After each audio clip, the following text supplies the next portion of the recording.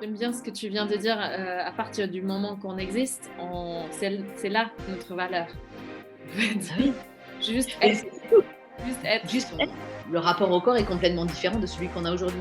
Donc effectivement, le conditionnement par rapport au corps et comment il a été sexualisé est vieux, mais il y a eu une accentuation vraiment dans ces Mais années-là. en fait, on veut pas voir le tétan, donc on veut pas voir la vraie nature,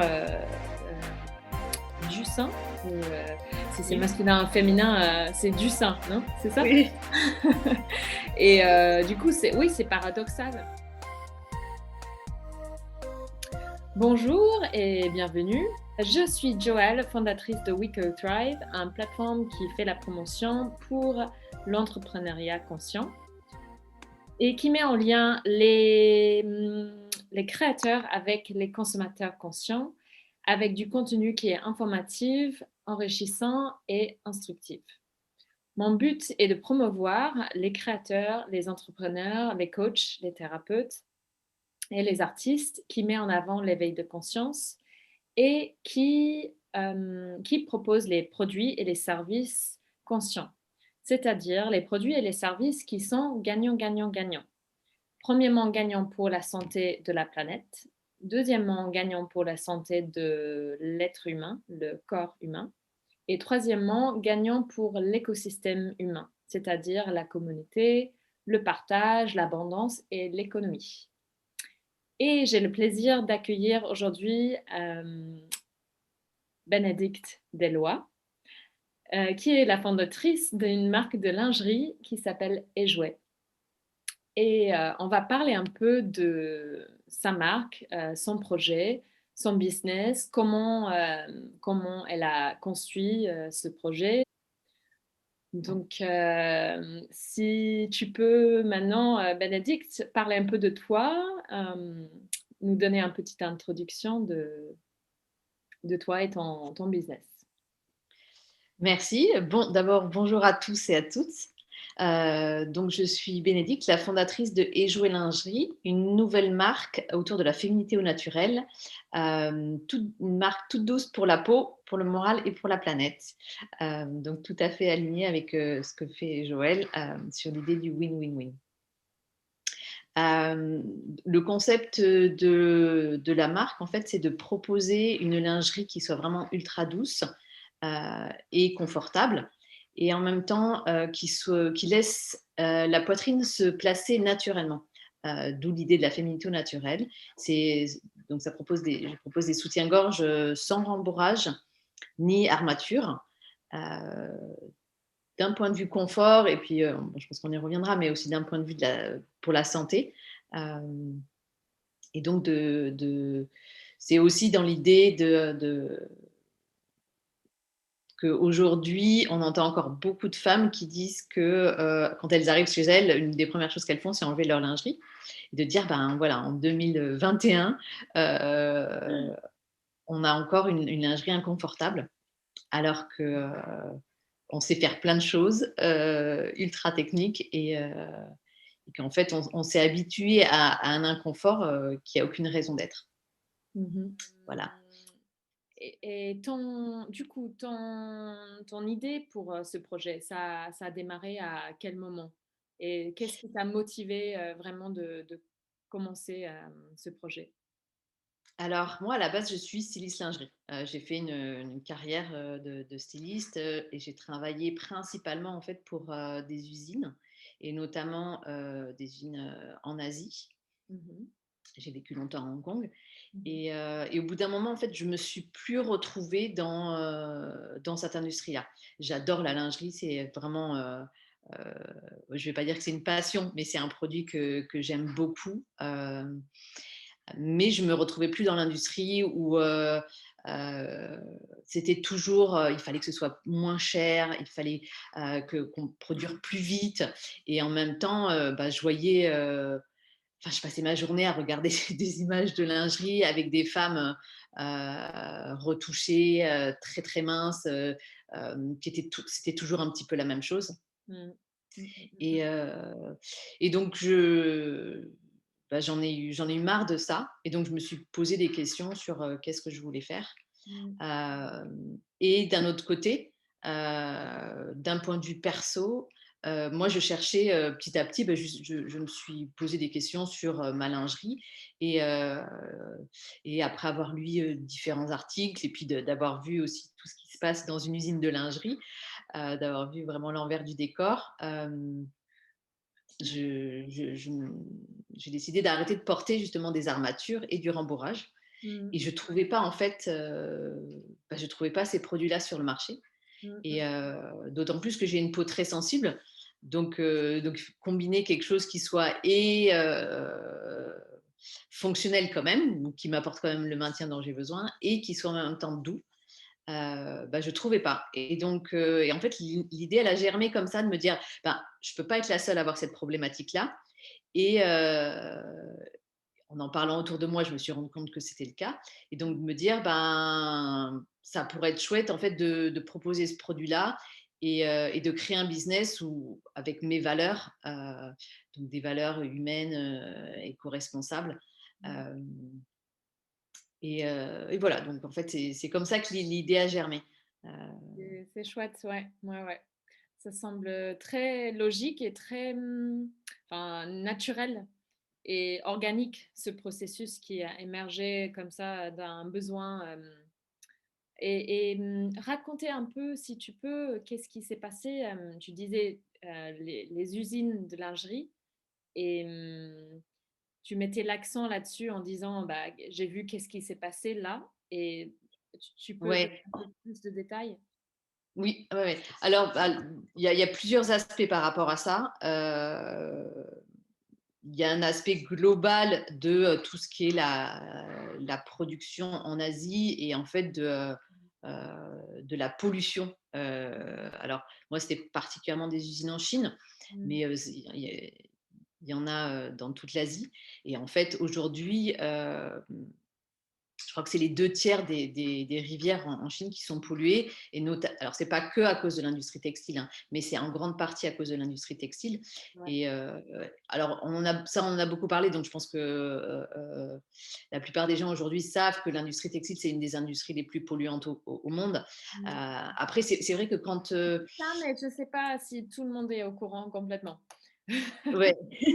Donc, Voilà, c'est une des pourquoi t'en industries parles de ça? Parce que vraiment, je pense que c'est pas tous les gens, par exemple, qui va à H&M et Zara et compagnie, ne sont pas tous au courant. Donc c'est bien de parler de ça. Ouais, et en fait, il y a plusieurs aspects à ça. Alors, c'est vrai que moi, j'ai beaucoup fait de recherches, donc je peux pas, si je deviens un peu trop technique, Ouais, ouais, tu pas me de le dis. souci. Mais parce qu'il y a plusieurs aspects sur la pollution, en fait, qui vient à tous les niveaux. Donc, ça commence, en fait, aujourd'hui, la majorité des fils et des matières qui sont utilisées notamment en lingerie et dans le textile, elles viennent de la pétrochimie. C'est-à-dire, ça vient donc du Mmh. pétrole, des énergies fossiles. Mmh. Donc, ça va être tout ce qu'on va entendre parler de polyamide, polyester, nylon, acrylique. Tout ça, en fait, ça vient du pétrole Mmh. qui a été transformé. Après, il y a différentes sources euh, techniques, parce que je crois qu'il y en a d'autres, c'est pas que du pétrole. Mais donc, c'est pas du tout naturel. Mmh. Et donc, il n'y a pas de. Dans le processus de production, c'est polluant. Mmh. Après, il va y avoir de la pollution aussi sur des fibres naturelles, hein, parce que le coton traditionnel utilise énormément de pesticides et D'accord. d'engrais, Mmh, mmh donc qui polluent aussi. Et après, en fait, il y a une pollution qui va se faire au moment de la création du fil, que mh. ce soit à partir de la pétrochimie ou à partir du coton. Et il y a une pollution qui va se faire au moment de la teinture. C'est vraiment une grosse problématique Oui. dont, en fait, on n'imagine pas tout ça quand on achète tout ce qui se passe derrière, quand on achète son vêtement, en fait, de vraiment tout le processus qu'il y a. Mmh. Et après, en fait, pendant la confection, il y a quand même beaucoup de chutes aussi, donc il y a un certain niveau de pollution. Après, quand c'est produit en Chine, que ça vient en Europe, enfin, il y a tellement le transport est tellement long Mmh. qu'il y a un effet de pollution. Et après, il y a une pollution aussi quand on porte, en fait. parce que tout ce qui est polyamide et polyester, enfin, ce dont je parlais, ces fibres synthétiques, chaque fois qu'on les porte et surtout chaque fois qu'on les lave, en fait, ça libère des microparticules. Mmh. Donc, c'est voilà, des microparticules de plastique, en fait, qui se retrouvent dans les océans. Ouais. Et donc, il y a eu, par exemple, récemment encore, ils ont trouvé des microparticules de plastique dans le placenta chez les femmes enceintes. Et ça, on a vu que et il y a aussi, c'était il n'y a pas très longtemps, il disait à quel point on retrouve des microparticules de plastique dans les poissons et Mmh. qu'en fait, il est recommandé de ne pas en manger plus de 2 fois par semaine parce que sinon, on ingère trop de plastique. Ouais. Et qu'en fait, en grande partie, c'est pas, encore une fois, c'est pas que l'industrie textile, mais quand même, c'est beaucoup l'industrie textile que chaque fois qu'on lave nos vêtements et qu'on les porte aussi, parce qu'elles se libèrent là dans l'air, elles vont tomber par terre et être Oui. partir dans le sol, on pollue en fait. Donc ça, c'est Ouais. un des aspects. Pardon, vas-y. Non, vas-y, vas-y, continue. Voilà, c'est un des aspects pour moi qui m'a vraiment posé question, de Mmh. dire ben, qu'est-ce qu'on peut faire et comment on pourrait faire les choses Ouais. différemment. Mmh. Après, un autre aspect pour moi qui m'a toujours marqué, Juste c'est par rapport à tout pardon, ce qui est. pardon, pardon. Là, je vais juste intervenir un peu pour, juste, parce que j'étais au courant de, quand on mange les poissons, tout ça et les particules, mais pour la placenta, par exemple, j'étais pas au courant et c'est vraiment incroyable et c'est vraiment les choses comme ça, c'est bien d'en parler pour, encore une fois, d'être au courant de vraiment qu'est-ce qui se passe et comment, ça a un impact sur nos vies et sur, la santé de nous et la planète. Donc, si, maintenant, j'imagine avec, ta marque, avec le business, le but, c'est vraiment de, aller au-delà de ça et de trouver d'autres moyens de production et d'utiliser d'autres matériaux qui vont, être plus bénéfiques pour nous et pour, la planète. Ouais, tout à Heu, fait. oui, donc vas-y, parle un peu de ça. Donc, alors, parce qu'en fait, il y a plusieurs aspects. Donc, si on, parce que alors, je ne sais pas si j'en parle maintenant, mais c'était aussi de dire par rapport à la santé. Mmh. Donc, il y avait l'aspect de dire d'utiliser des matières d'origine naturelle, Mmh. éco-responsables. Mmh. Donc, aujourd'hui, je commence avec le coton bio. Mmh. Ouais. Donc, ce qu'il y a, c'est que je me suis posé plein de questions en créant le business, parce qu'il y a plein d'endroits où en fait, on peut faire des choix éco-responsables, que ce Mmh. soit dans le tissu, dans la manière de produire et après dans ma vie de tous les jours et dans, comment je fais le business, dans le packaging, dans les étiquettes. Ouais, Enfin, donc il y a plein mmh. d'endroits où l'éco-responsabilité rentre en compte. Après, il y avait aussi vraiment cet aspect santé et de dire, ben, c'est pareil, dans les tissus synthétiques, il y a eu plusieurs études qui ont été faites, on retrouve dans un certain nombre, alors ça évolue justement parce qu'il y a eu ces recherches qui ont été faites, Mmh. qu'on trouve des produits qui sont cancérigènes, des produits, des perturbateurs endocriniens, Oui. Mmh, mmh mh. ou, des produits allergènes qui peuvent être allergènes, cancérigènes, perturbateurs endocriniens. Mmh. Euh, euh, et après, Tu travailles avec, qui comme fournisseur pour le coton bio? donc là, je travaille avec un fournisseur portugais. Mmh. Alors, il y a une limite au niveau du tracé parce que c'est du coton bio, mais aujourd'hui, il y a très peu de coton qui est produit en Europe. Donc, Mmh. ça reste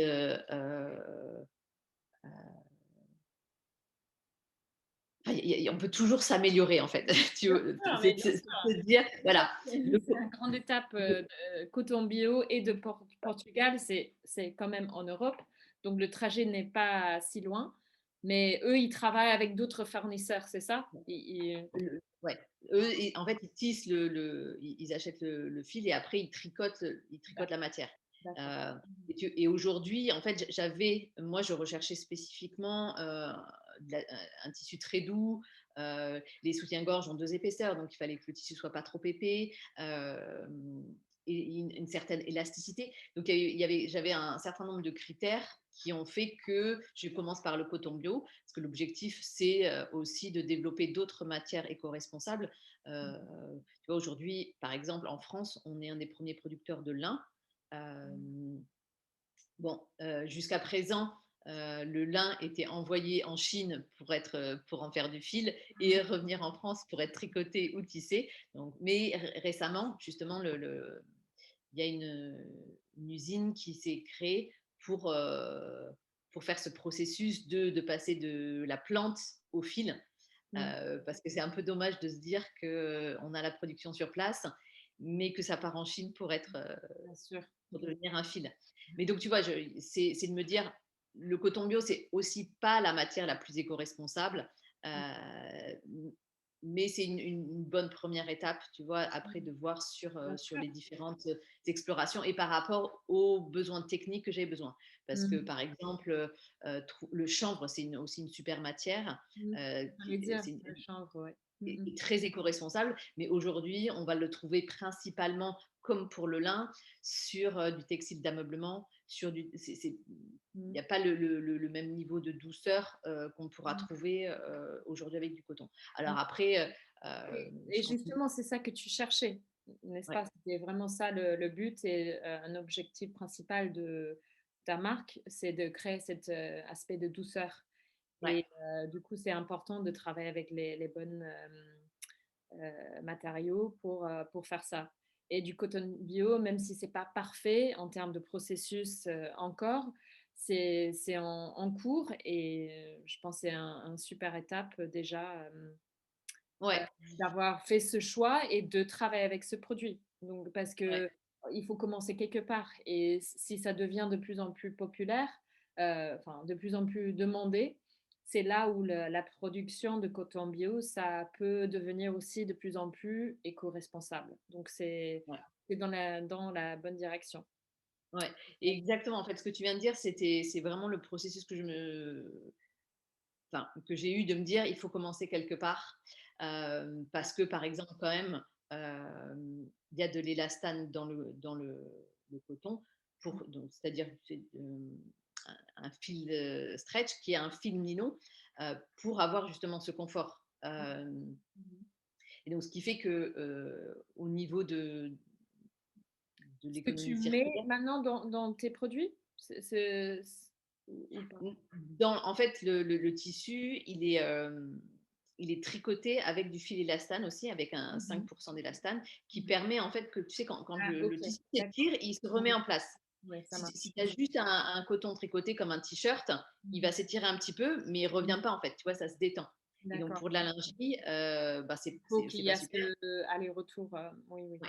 Mmh mh. D'accord. Et donc aujourd'hui, tu vois, par exemple, un coton élastane, ben, c'est pareil, c'est pas encore le niveau idéal d'éco-responsabilité, parce qu'il y a Mmh. encore quand même du nylon. Et après, par rapport au recyclage qui se fait sur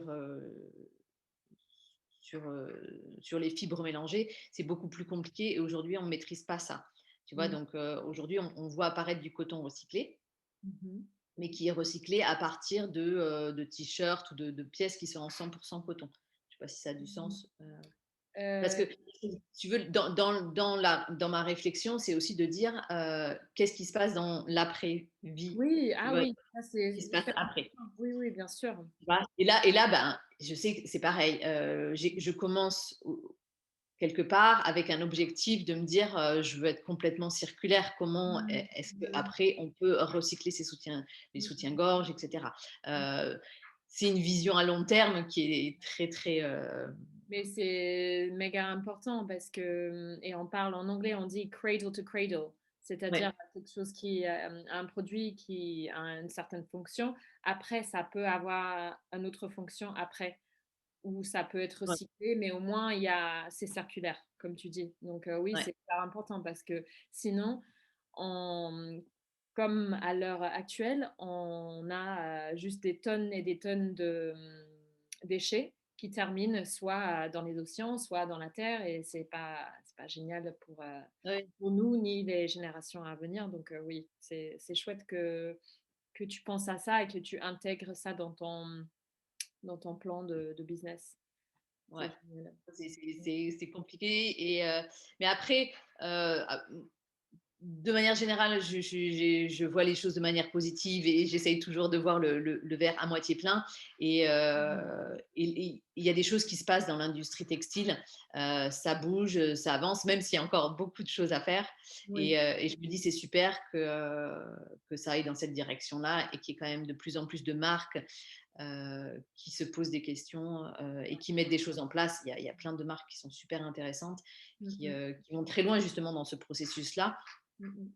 Et après, je te dis, moi, pour le long terme, j'ai envie voilà, d'explorer les possibilités, de me dire, bah, comment on peut faire un business différent, soit en étant, ça ne veut pas dire que je vais inventer quelque chose de nouveau, tu vois, Mmh. sur le recyclage, etc., parce que je ne suis pas une ingénieure, mais en même temps, d'avoir cette conscience-là de, OK, c'est bien, mais qu'est-ce qui se passe après aussi? Parce qu'en fait, la pollution, et ça, j'en ai pas parlé quand je disais, elle se fait aussi dans la phase quand on porte les vêtements et que ça libère des microparticules. Mais c'est aussi effectivement, j'ai oublié ce que tu disais, c'est le nombre de déchets, les tonnes de déchets textiles, mais qui sont même pas des déchets, hein, c'est aussi les vêtements qu'on ne porte plus et en fait qui se retrouvent, c'est énorme, c'est Ouais, monstrueux, ouais, ouais, ouais, tout à ça fait, fait peur. tout à fait, ouais, exactement. Bah, c'est chouette et je voulais aussi parler pour revenir un peu sur, cet aspect de confort et aussi sur ce sujet quand les femmes disent, quand ils rentrent chez eux, ils enlèvent le soutien-gorge. C'est une des premières choses qu'elles font. Je trouve ça très, très, marrant et ça m'arrive aussi et je pense que c'est un thème hyper important parce que d'être serré comme ça, toute la journée, évidemment, c'est gênant. C'est pas, et si on est gêné quelque part, on n'est pas à l'aise. On n'est pas, confortable et c'est pas, on peut dire que c'est une petite chose, mais en fait, je trouve que c'est pas une petite chose. Je pense que c'est quelque chose de super important hem, pour la santé du corps et de l'esprit aussi. Donc Tout à fait. Bah, c'était aussi, tu vois, exactement comme ça que j'ai pensé, de dire, bah, en fait, quand déjà tu es mal à l'aise dans ton soutien-gorge ou ta culotte et que tu dois la remettre plusieurs fois dans la journée ou que ça te serre et que c'est inconfortable, bah, y a pas, ça enlève du bien-être. bien Et sûr. effectivement, parce que bah, c'est, on l'oublie pas, quoi. Mmh. Donc moi, c'était un peu l'idée de faire une lingerie qui se fait oublier. Mmh. Et alors, c'est pas, je suis pas la seule à faire ça, hein, je j'invente pas. Après, c'était sur le concept, moi, de dire, parce qu'aujourd'hui, on en voit beaucoup qui sont en tissu synthétique, justement, avec une technologie dans la manière où c'est fait, ça va être collé et coupé, qui font qu'il y a beaucoup de confort, mais c'est pas sur des matières Mmh. éco-responsables. Bah, c'est ça, Heu, c'est ça, tu combines les 2, le fait que c'est éco-responsable et le confort, du corps et tout ça, donc c'est génial et en plus tu parlais de qu'est-ce que tu ah ouais, le fait que c'est ultra doux, c'est, tout ça et l'aspect, ouais, ouais, en fait, très, très féminin. Très, très, bien sûr, parce que c'est une marque de lingerie, mais qui offre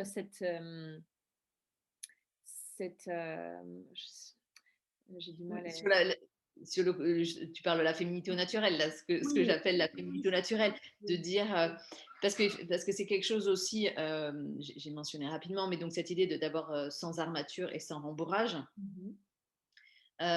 Bah, ces 2 points, c'est encore, parce que les armatures aujourd'hui, il y a eu des études, alors c'est pas encore, heu on n'en parle pas beaucoup et on entend différentes choses, mais c'est de dire que l'armature, par exemple pour une femme qui commence à développer une tumeur à la poitrine, en fait, tout frottement va accentuer ça. Donc, c'est pas, donc l'armature, c'est vraiment pas idéal. C'est pas bon pour quand on est déjà dans une phase où on a une tumeur. Et après, euh, sur la question du rembourrage, il y a le fait qu'en fait, et ça, là pour le coup, moi, c'était, je t'en ai parlé, mais c'est quelque chose que j'ai vu quand j'étais en Chine.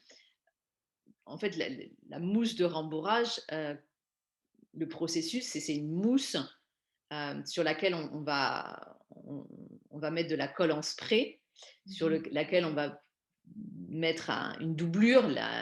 9 fois sur 10, sur 10, c'est une doublure en polyester. Et après, ça va être, ce qu'il y a, c'est qu'aujourd'hui, il y a beaucoup de soutiens-gorge qui sont moulés.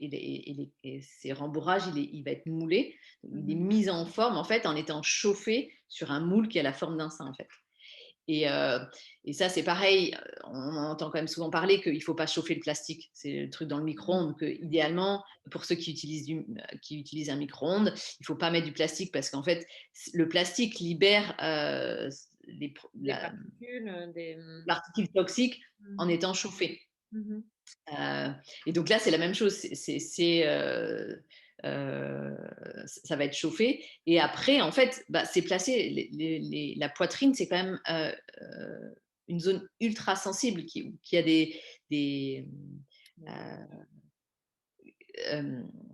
qui est au-delà de l'intime, mais où il y a des, je sais pas comment on dit, tu vois, le fait qu'on produise du lait, etc. Enfin, c'est sensible. Et donc, en fait, dans la journée, il y a un effet de frottement et un peu de chauffement qui se fait et qui, en fait, provoque la libération de ces particules, ou je ne sais pas exactement comment on dit, des produits chimiques, en fait. Et l'humidité, en fait, donc tout ce qui se passe autour de la poitrine. Et donc, c'est vrai que ça, d'un point de vue de la santé, les mousses de rembourrage, c'est vraiment pas l'idéal. Alors aujourd'hui, ils essayent de développer des mousses qui soient beaucoup plus éco-responsables. Et après, l'autre question par rapport à ça, c'est que, alors moi, en fait, ça fait quasiment 20 ans que je suis dans la lingerie. Et j'ai vu, en fait, l'évolution qui s'est passée. Et je me souviens aussi, quand j'étais petite, en fait, de l'évolution des soutiens-gorge. Alors, ces soutiens-gorge à mousse, ça existe depuis longtemps, mais là où ça a vraiment explosé, c'est dans les années 90, ou quand il y a eu les premières pubs avec ce qu'on appelle les push-ups, tu sais, ceux qui vraiment te font des seins plus gros, ou alors te font un décolleté plus sexy, si on peut appeler ça sexy. Et vraiment, en fait, dans les années 80-90, il y a eu une sexualisation de la poitrine des femmes. Il y a eu le regard s'est mis sur la poitrine des femmes. Et en fait, petit à petit, il y a eu... Toujours le cas, mais... pas toujours le cas, non. En fait, justement, c'était pas toujours le cas. Et que là, c'est devenu... il y a eu une érotisation de la lingerie de manière générale. Et c'est devenu... Enfin, la lingerie est devenue une pièce de mode, en fait. Et donc, qui s'est énormément développée. Je vois ce que tu veux dire dans ce sens-là, mais moi, je parlais de... En fait, c'est un symbole de la sexualité. Donc, évidemment, est-ce que Oui. si c'est consciente ou inconsciente, évidemment, le regard et l'énergie, ça va vers les seins, parce qu'en fait, c'est un symbole ouais, de la sexualité. Donc, Oui, c'est avant les années 80, peut-être c'était pas mis en avant pareil en termes de mode, mais c'est toujours un endroit de focus, on va dire, pour les femmes et pour les hommes. Pas autant. Ce qu'il y a, c'est que il y a effectivement ça, mais il y a une partie, c'est du conditionnement. Parce que tu vois, même encore dans les années 80 et 90, c'était avant qu'il y ait autant de soutien-gorge rembourré.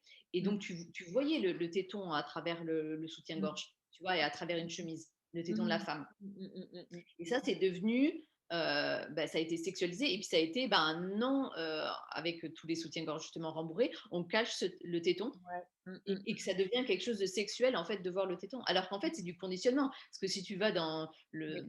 si tu regardes des sociétés qui ont encore un aspect plus tribal heu, où ils sont dénudés ou à moitié nus, Ouais. Mmh. en fait, c'était OK de montrer les seins. Et ça l'est encore si tu vas en Afrique ou en Amérique du Sud, tu trouves encore des sociétés où, le rapport au corps est complètement différent de celui qu'on a aujourd'hui. Donc effectivement, le conditionnement par rapport au corps et comment il a été sexualisé est vieux, mais il y a eu une accentuation vraiment dans ces années-là Mmh. où on pouvait, justement par rapport à ça, moi je me souviens encore quand j'ai grandi et que même toute la mode des années 90 et tu voyais plein de femmes qui sortaient sans soutien-gorge. Alors en général, c'est quand elles n'avaient pas spécialement des fortes poitrines, mais et puis c'est devenu, non, automatiquement on cache ça, il fallait cacher le téton et il y Mmh. a eu en plus avec le rembourrage et le fait de mouler, une espèce de standardisation. Donc, toutes les poitrines deviennent ultra rondes, elles sont toutes Ça les se mêmes. compare, Alors ouais. que ce Mmh, n'est mmh, mmh, mmh. pas du tout représentatif Oui, oui. de la diversité des poitrines qui existent. Oui. Il y a quasiment une forme de poitrine par femme. Enfin, il y en a tellement. Et en fait, qu'est-ce qu'on va voir dans les magazines ou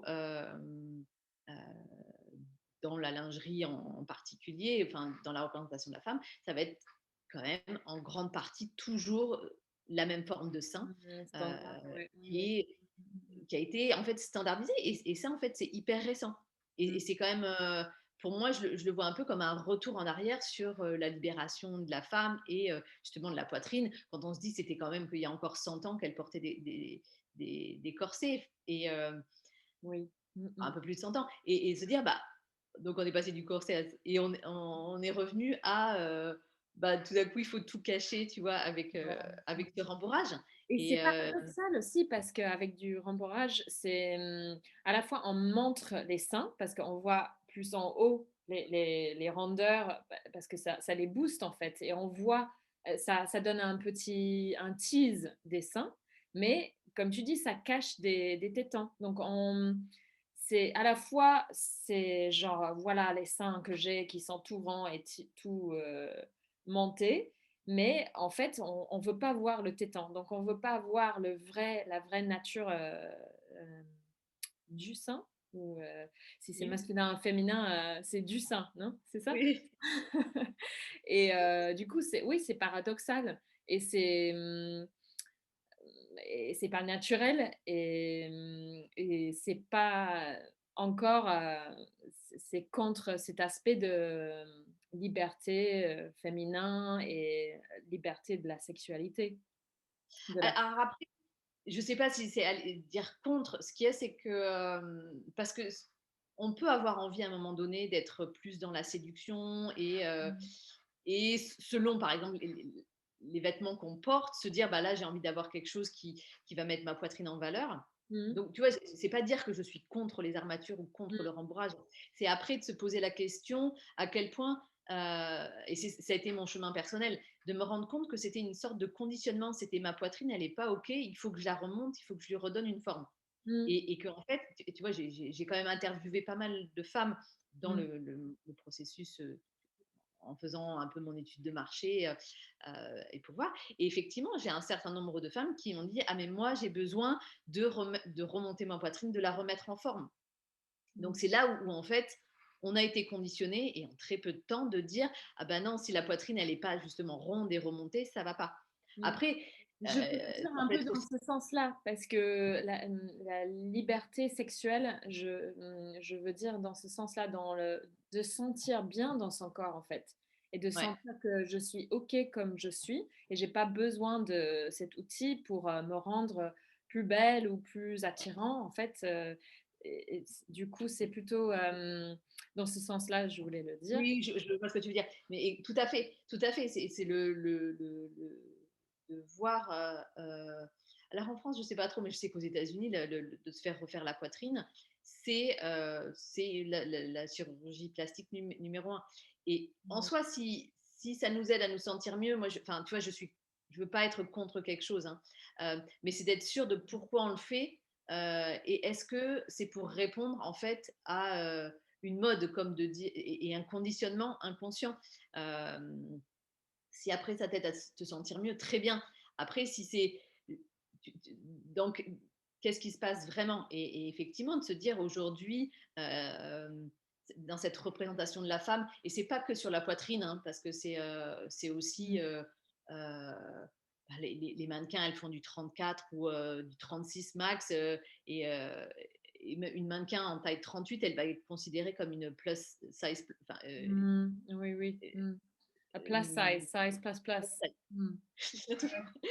et c'est Complètement, et complètement. qu'en fait, on voit que des filles qui sont avec des corps très minces, et qu'il y a des femmes qui sont comme ça. Et donc le problème, c'est pas d'avoir ces femmes-là, mais c'est de dire, et les autres, elles sont Oui, où? ouais. Et en fait, et d'avoir une représentation aussi, la diversité des corps de manière générale, et de dire, ben,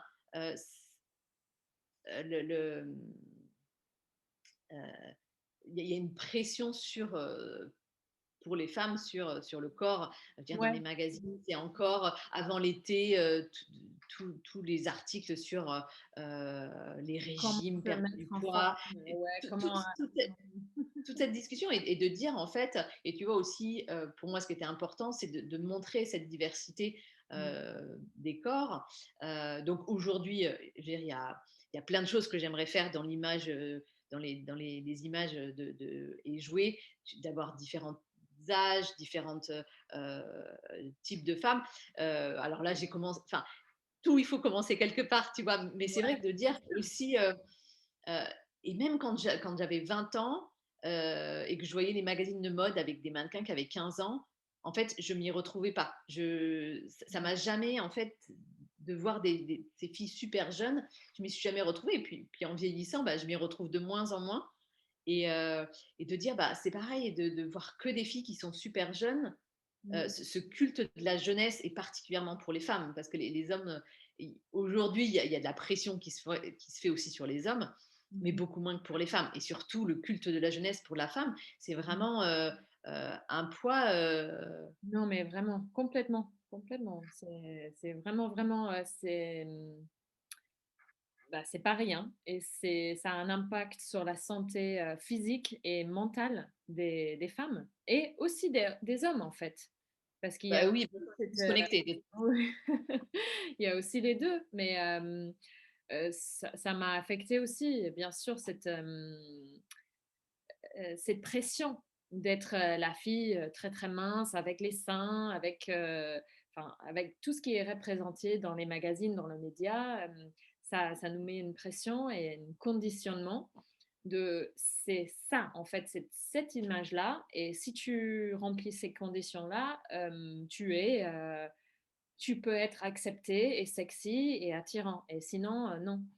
Donc, c'est un sujet hyper important et c'est bien que encore une fois avec ta marque, tu essaies de parler de ce sujet de diversité, en fait et de mettre ça en avant et de dire qu'en fait on est belle, dans tous les corps, et comme on est, en fait.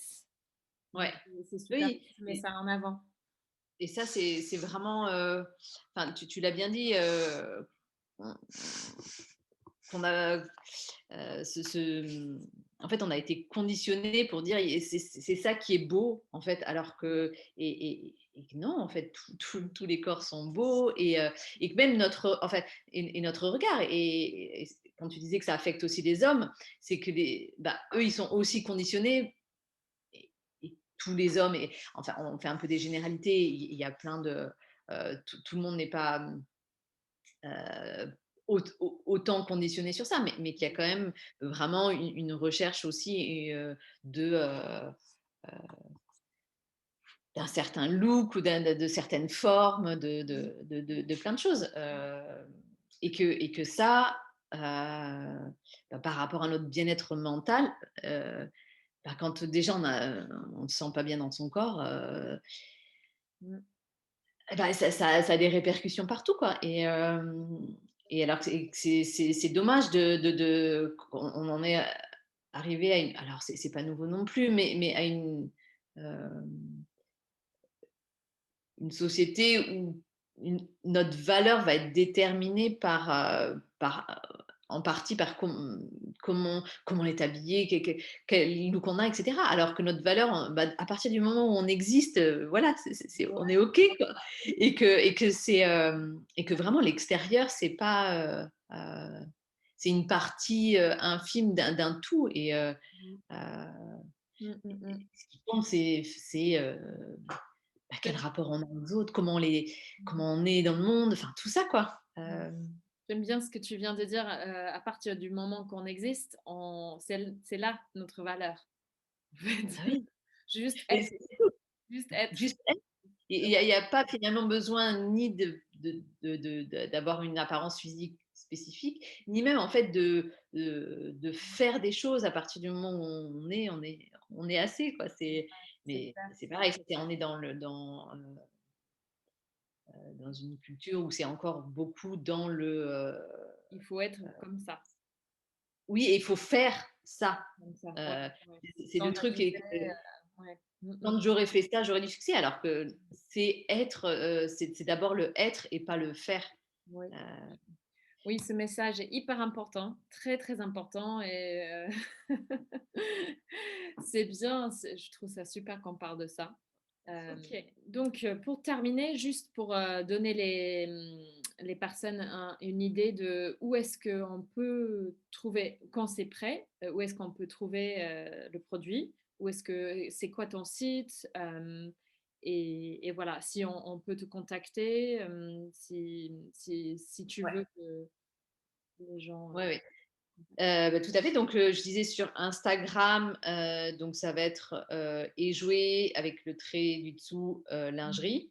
mh. Donc Ejoué, c'est EJWE, Oui. voilà. Et on va Sur mettre en fait tous ces détails dans le box, en bas du vidéo, donc vous allez Ouais, pouvoir voir voilà. ça après. Mais aussi juste parler de le nom de la marque parce que c'est intéressant aussi comment, Ah oui, oui, effectivement, on en a pas parlé.